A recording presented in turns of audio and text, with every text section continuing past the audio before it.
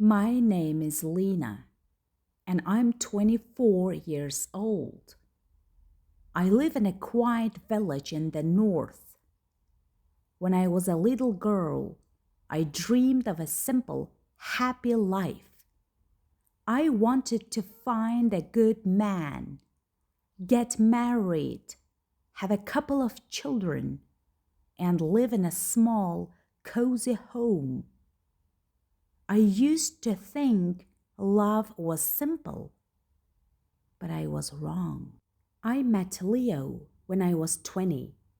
He was 23. He was tall with dark hair and green eyes. He was charming and always smiling. He liked to tell stories. We first met at a music festival.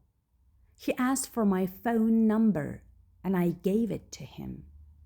The next day, he sent me a message. He asked, "Would you like to have some tea?" I said yes. We met in the village square and talked for hours. I really liked him. After that, we spent a lot of time together. He made me smile. He gave me small gifts. He called me every evening.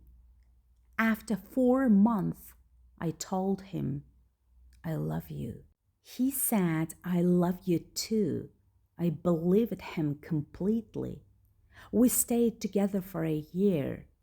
I worked at a bakery, and Leo worked as a graphic designer. We didn't have much money, but I was happy. Then something changed. One morning, I felt unwell. I thought it was just a cold. But the next day, I felt sick again. My close friend, Zara, said, "Maybe you're gonna have a baby." "No, I don't think so," I said to Zara. But inside, I wasn't so sure. I bought a pregnancy test. I waited for the result, my hands shaking. When I finally looked, it was clear. I was pregnant. That night, I went to Leo's apartment. I looked at him and said, "I have news." He looked at me, puzzled, and asked, "What is it?" I took a deep breath and told him, "I'm going to have a baby."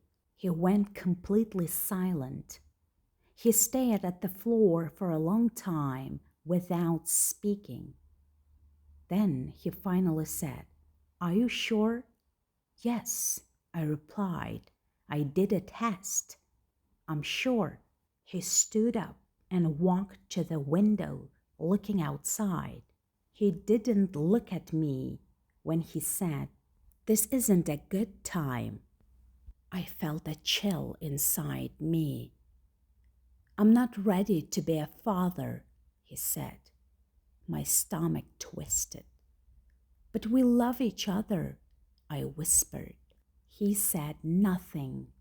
He just repeated, "I need time to think." That night, he didn't hold me or kiss me. I couldn't sleep. In the morning, he left early. He said, "See you later." But I knew something was wrong. After that, everything changed. He stopped calling me. He stopped answering my messages. He didn't want to see me. One day, I went to his apartment and knocked on the door, but he didn't open it. I sent him one last message. His reply came, "I can't do this. I'm sorry." That was the last message from Leo. I sat on my bed and cried for hours. I couldn't believe it. I was pregnant and I was alone. I told my mom and dad. My mom cried with me. My dad was quiet at first. Then he said, "We are here for you, Lena." I moved back to my parents' house. I felt like a child again, but I wasn't a child. I was going to be a mother. Every day I felt more tired. My belly grew. I went to the doctor. I saw my baby on the screen. I heard his heartbeat.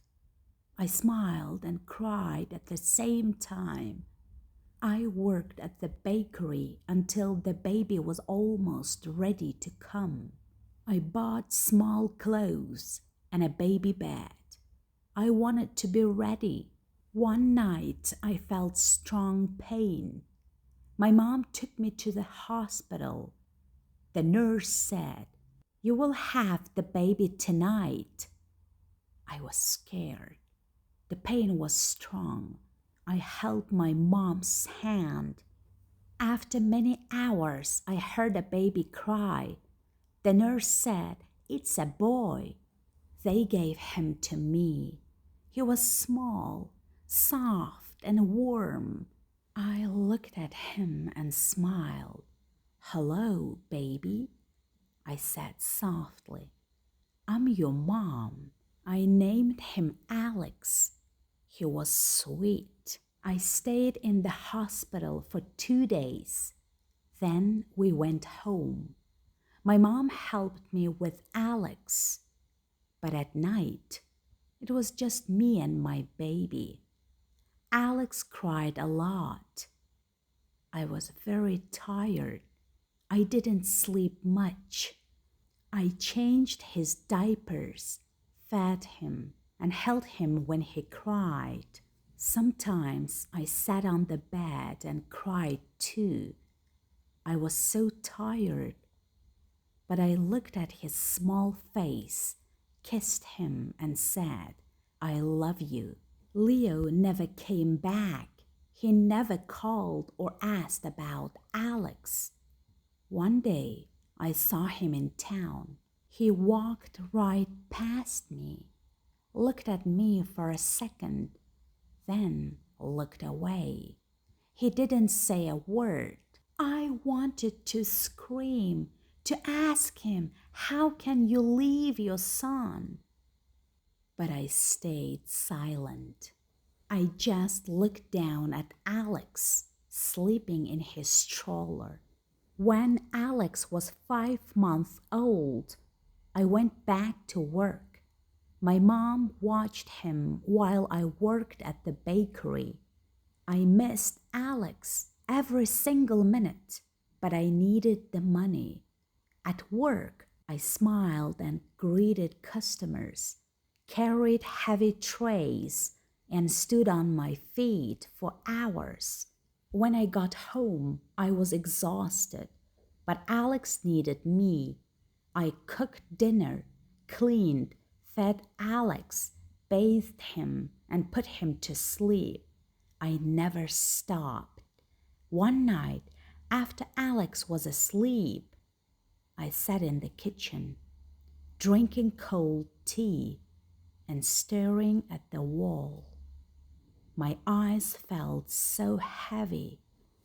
I whispered to myself, "You were tired, Lena, but you were strong. You were doing this."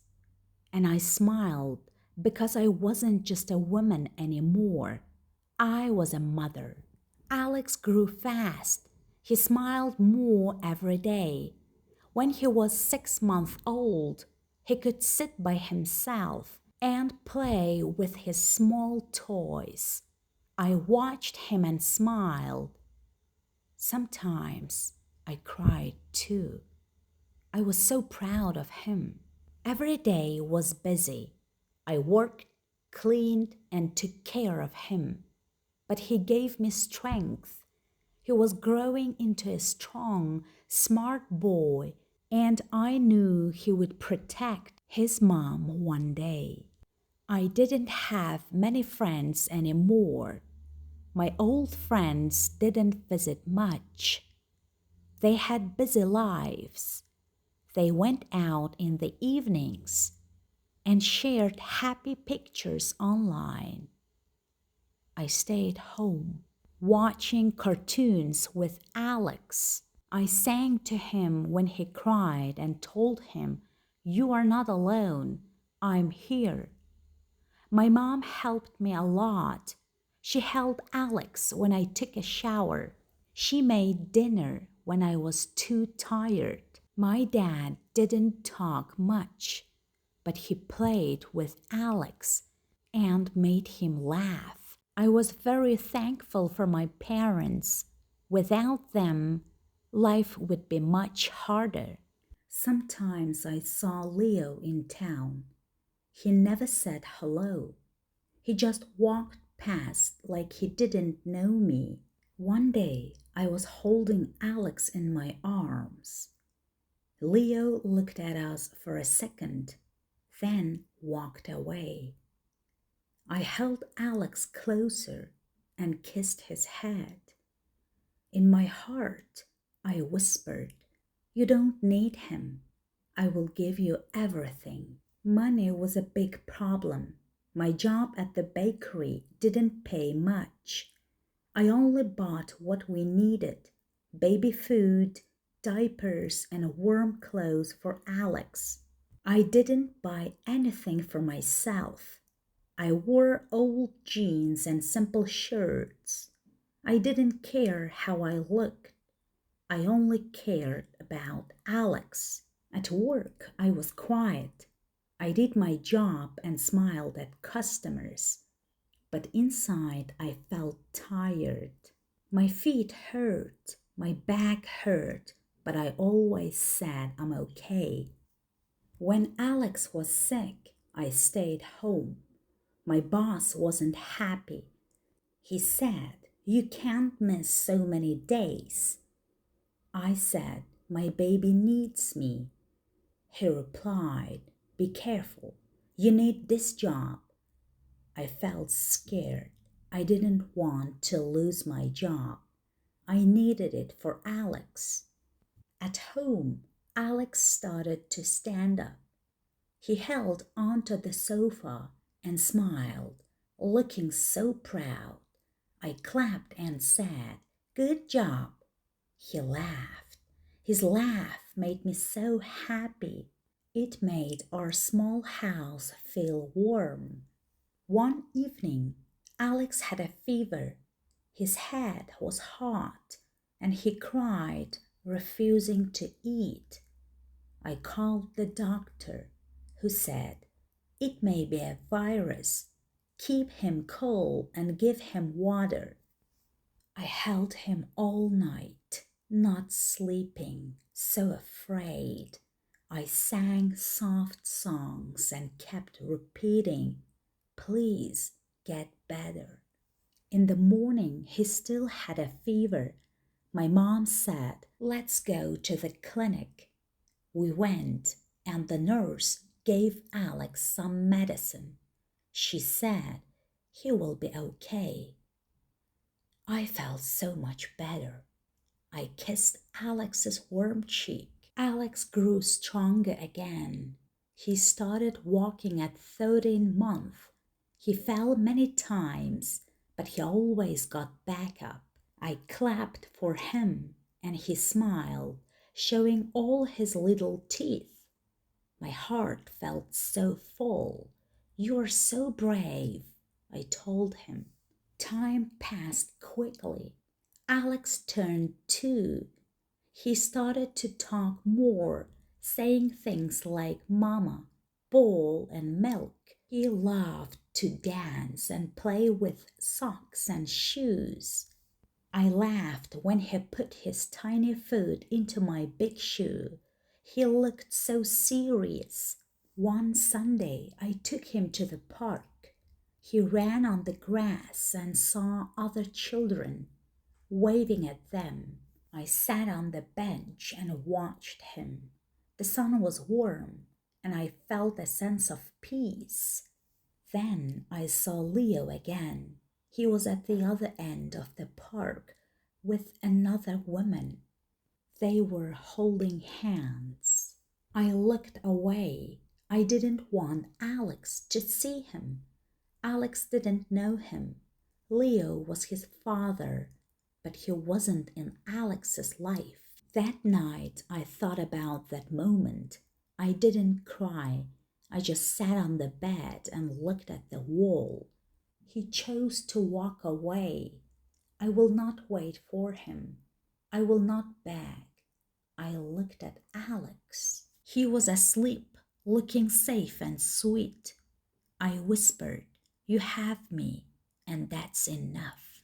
Life went on with a steady routine of work and motherhood.